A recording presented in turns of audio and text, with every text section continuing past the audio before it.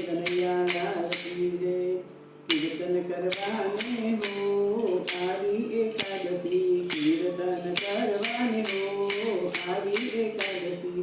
હરી મળી સૌ જઈએ સત્સંગમાં, પ્રભુના ગુણના ગાઈએ ઉમંગમાં। હૈયાને ઠાલવા હો આવી એકાદશી, એકાદશીનો ઉપવાસ આજે, મીઠા ભોજન ત્યાગ મને કાજે।